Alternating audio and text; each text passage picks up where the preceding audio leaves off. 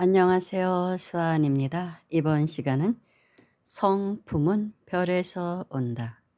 이 글은 약초 도인으로 유명한 최진규 씨의 네이버 블로그 약초 교실에서 가져왔습니다. 이 도인께서는 약초로도 도인이지만 그보다는 이 별에 대한 연구를 굉장히 많이 하셨고 별에 대한 연구로 도통을 하신 분이 아닌가 하는 생각이 들 정도로 너무나 깊은 그런 해안이 열리신 분입니다. 어떻게 저렇게 별과 이 우주 삼라만상과의 연관성을 저렇게도 잘 아실까? 그런 생각이 들 만큼 대단한 지식을 갖고 있습니다. 지식이라기보다는 지혜라고 볼 수도 있겠죠. 별에 대한 그런 많은 것을 알고 계시는 그런 도인이십니다. 그리고 이분은 별을 너무 사랑하시나 봅니다. 그래서 자신의 꿈은 산에다 초막을 짓고 밤하늘의 별을 바라보며 사시다가 돌아가시고 싶다고 말씀하시고 계십니다.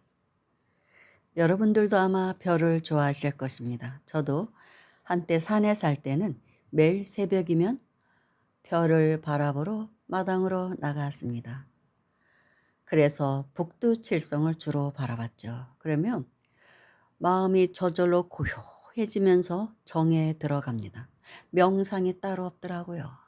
그럴 때는 어떤 번뇌망상도 일어나지를 않고 너무나 좋았습니다. 그리고 그 기운을 제가 받는 그런 느낌을 느끼곤 했죠. 별의 정기를 받는 느낌. 그러다가 어느 날은 또 꿈을 꾸는데 꿈속에서도 저는 창문을 통해서 밤하늘의 별을 바라보고 있었습니다. 그런데 그때 은하수가 제 창문을 통해서 싹 빨려 들어오는 거예요. 쏟아져 들어오더라고요. 제 방으로. 아, 너무나 황홀했습니다. 그 별무리 속에 제가 예, 있는 그런 꿈. 방 안이 온통 은하수로 꽉 차 있었습니다. 그런 꿈을 꾸면 되게 정신계 쪽으로 사람이 간다는 그런 말이 있습니다. 별의 정기를 받는 사람들이 되게 이제 그렇다고 하거든요. 그런 꿈을 꾸고 그래서 제가 지금 이 일을 하고 있는지도 모르겠습니다. 아무튼 이 최진규 씨의 별에 대한 이야기는 정말 흥미진진합니다. 그래서 여러분께 제가 소개를 하는 것입니다. 성품은 별에서 온 것이다. 그래서 직성이라고 한다. 별에서 바로 나한테로 온 것이다. 직성이 안 풀린다는 말은 우리가 흔히 쓰는 말이다. 밥을 먹으려고 밥집에 왔는데 밥은 못 먹고 막걸리만 마셨다면 직성이 풀리지 않은 것이다. 원하는 것을 얻지 못한 것을 두고 직성이 풀리지 않았다고 한다. 직이란 하늘에서 곱게 바로 내려오는 것이다. 기능은 별에서 바로 내려오는 것이다. 직성은 성품성이다. 하늘에서 땅으로 바로 내려오는 것을 직성이라고 한다. 이때는 이제 별성자를 쓰셨습니다. 사람의 성품은 별에서 바로 내려오는 것이다. 별에는 오행성이 있다. 곧 금목수화토이다. 따뜻한 별과 차가운 별이 있다. 노란색 별은 따뜻한 별이다. 황색 별도 따뜻한 별이다. 붉은 별은 태양과 같은 별이다. 백색 별은 매우 뜨거운 별로 서리빨과 같이 살기가 있는 별이다. 금은 쥐광 곧 금빛, 은빛, 비추의 별이 있다. 사람의 성품은 황색 별에서 온다. 잘 익은 빛깔의 별에서 오는 것이다. 너무 뜨겁지도 차갑지도 않은 별이 황색 별이다. 백색 별에서는 오지 않는다. 황색 별과 적색 별에서 무생명이 온다. 은은하게 타는 숯불 같은 별에서 생명력이 오는 것이다. 붉은 별에서 온 성품을 받아들인 사람은 열려열사가 된다. 붉은 별 중에 하나로 심성이 있다. 동방에 있는 28수 중에서 다섯 번째 별이다. 각항저방 신미기. 이 별은 많은 별 중에서 가장 뜨거운 별이다. 서양 별자리 이름으로는 스콜피온, 곧 전갈자리다. 심화를 나타내는 별이다. 이 별의 기운을 받은 사람은 열려, 열사, 충신, 열혈, 라마의 기질을 지니게 된다. 안중근 의사, 이준 열사 같은 사람은 이 별의 열정적인 기운을 받았다고 볼 수 있다. 서양의 점성술은 사람이 태어났을 때의 별자리의 위치를 보고 머리맡에 어떤 별이 있었나를 두고 운명을 점치는 것이다. 타로 카드로 보는 별점이 이와 같다. 5월에 태어나면 개구쟁이나 말괄량이가 되기 쉽다. 만물이 성장하고 활발하게 움직이는 때이기 때문이다. 겨울에 태어난 사람은 부지런해서 쥐처럼 재물을 잘 모아들이고 또는 욕심이 많은 경우가 많고 공부벌레가 되며 머리가 좋다. 사람은 태어난 계절의 성격을 담게 되는 것이다. 가을철에 태어난 사람은 서리빨 같은 살기를 품게 되기 쉽다. 여름에 난 사람은 정열적이 되고 봄에 태어난 사람은 봄바람처럼 따뜻한 성품을 지니게 되는 것이다. 하늘은 별을 통해서 사람을 비롯한 만물에 기능을 부여해 준다. 여성한테는 아이를 낳고 기르는 기능을 부여하고 남성한테는 처자를 부양하는 기능을 준다.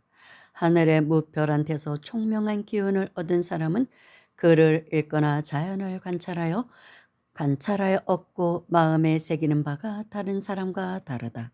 사람이 별의 기운을 얻지 못하면 우둔하게 된다. 절에 가면 칠성각이 있다. 칠성각은 부처를 모신 대웅전보다 대개 높은 곳에 있다. 칠성각은 북두 칠성을 모신 곳이다. 칠성은 목숨을 관장하는 별이며 수성이라고도 부른다. 목숨 숫자, 사람이 칠성의 관계를 얻으면 천하대장군, 병내대장군의 기상을 지니게 된다. 천문도에 좌경과 우경이라는 별자리가 표시되어 있다. 경은 도라지 경이다. 좌경은 동양을 나타내고 우경은 서양을 나타낸다. 이는 도라지를 나타내는 별이다. 좌경보다 우경이 조금 더 크게 그려져 있는데 이는 서양의 역병이 더 심하게 창궐하여 이를 막으려면 더 많은 도라지가 필요하다는 것을 나타낸다. 미래의 역병이 유행할 때 도라지를 얻는 자는 살고 얻지 못한 자는 죽는다는 뜻이 들어있다. 역병은 공기로 전염되는 병을 가리키는 말이다. 도라지 사다 놔야겠네요. 도라지 엑기스 같은 거. 언제 역병이 올지 모르는 지금 상황이거든요.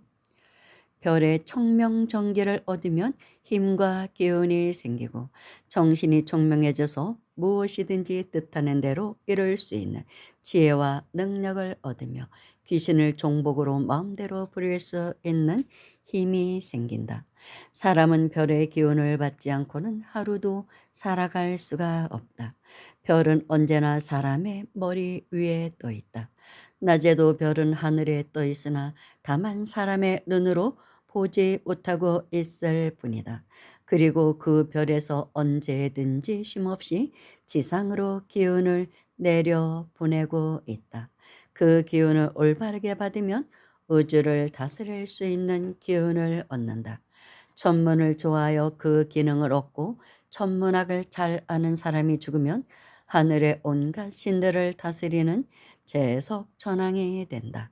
하늘의 별에는 서방백호 분야의 별을 관장하는 백제대장군, 동방정룡 분야의 별을 관장하는 정제대장군, 북방현무 분야를 관장하는 현제대장군, 남방주작 분야를 관장하는 적제대장군, 중앙무기 분야를 관장하는 황제대장군이 있어 사람에게 각각 그 기능을 전해준다.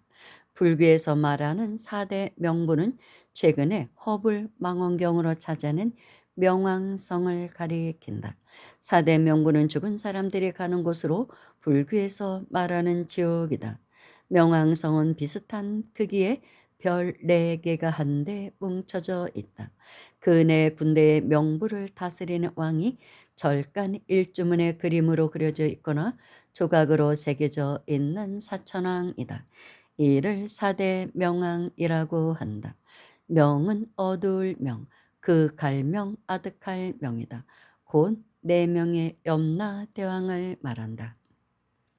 서양의 천문학자들은 2년 전까지 명왕성이 4개의 별이 하나로 뭉쳐서 한 개처럼 보인다는 것을 알지 못하고 있다가 2년 전에 허블 망원경으로 하늘의 별을 집중적으로 탐색하던 중에 별 4개가 겹쳐서 된 별이라는 것을 알아냈다.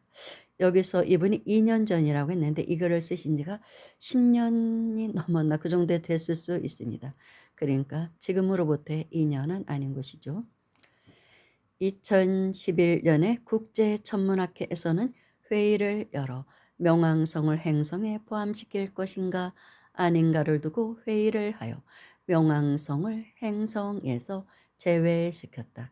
그래서 태양 주위를 도는 행성을 수성, 금성, 지구, 화성, 토성, 목성, 천왕성, 해왕성의 8개만을 인정하여 8대 행성으로 정했다. 그러나 우리가 쓰고 있는 12지지와 12개월은 명왕성의 4개의 별과 8대 행성을 합쳐서 만들어진 숫자다. 별의 기운을 얻으려면 28수를 읽어라. 28수를 읽는 것은 28수의 신장을 호명하는 것이다. 단순히 읽기만 하는 것이 아니다. 낱낱이 호명하여 곧 그 이름을 불러서 그 기운을 불러들이는 것이다. 각항저방 신미기 두여 이실벼 규류모 필자삼 정기유성 장익지. 별들은 만기의 주요 조화지체이다. 곧 만가지 기틀의 주인이며 온갖 조화를 이루는 근본이다. 조화를 부르는 기운은 어디서 오는가? 지혜는 어디서 오는가? 지혜는 정기이며 강기인데 어디서 오는가? 이는 모두 우주에서 오는 것이다. 동방청룡 질수는 봄철의 새싹을 나게 하고 만물을 생동하게 하는 에너지가 있다. 봄철에는 평균 기온이 밤에는 8도, 낮에는 18도로 낮과 밤에 약 10도의 기온 차이가 난다. 봄철은 청룡 질수의 기온을 받아서 꽃이 피고 씨앗이 맺히고 잎이 피며 벌, 나비들이 수정을 하게 된다. 서방백호 질수는 숙살 쇠락하는 기운을 주관한다. 가을은 봄과 꽃 같은 기운인데도 봄에는 꽃이 피고 가을에는 잎이 진다. 온도계로 온도를 측정해 보면 꽃 같은 기운인데 봄철에는 무생명들이 자라고 가을에는 쇠락한다. 같은 온도에도 초저녁에는 이슬이 오르고 새벽에는 이슬이 내린다. 겉만 볼 줄 알고 감추어진 속을 들여다 볼 줄 아는 눈이 없으며 생사를 판단하는 눈이 열리지 않는다. 봄은 생장하는 기운이 주축이 되는 계절이고 가을은 쇠락하고 결실하는 기운이 주축을 이루는 계절이다. 꽃 같은 섭씨 20도의 온도에서 봄에는 이슬이 마르고 가을에는 이슬이 맺힌다. 봄에는 양의 확산하는 기운으로 인해 이슬이 마르는 것이고 가을에는 음한에 응축하는 기운으로 인해 이슬이 맺히는 것이다. 천문이란 무엇인가? 한마디로 하면 구경거리다. 그림 공부이다. 하늘의 별 기운을 받아들여 그 기운으로 눈과 귀가 밝게 되고 악한 기운이나 마귀를 쫓아내고 풀과 나무가 자라고 꽃이 피고 열매가 달리는 것이다.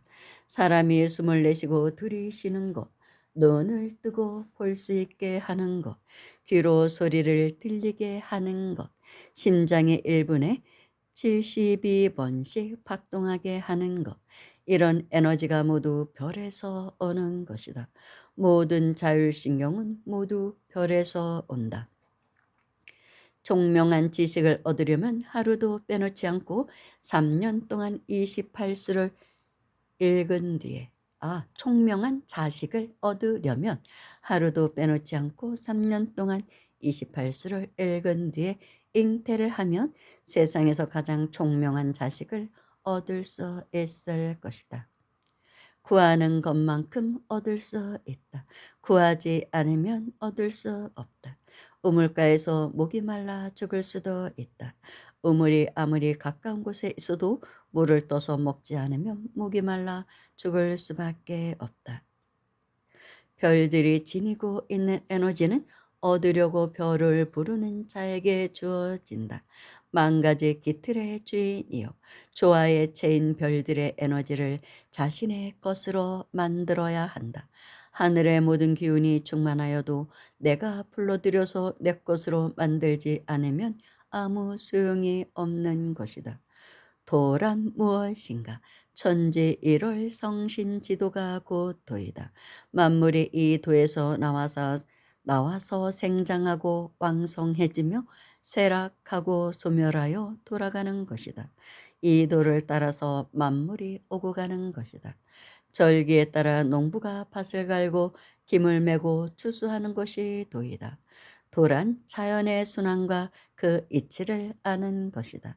도를 알려면 먼저 천문지리를 알아야 한다. 우물에서 물을 찾아야 하는 것이지 사막에서 물을 구할 수는 없다.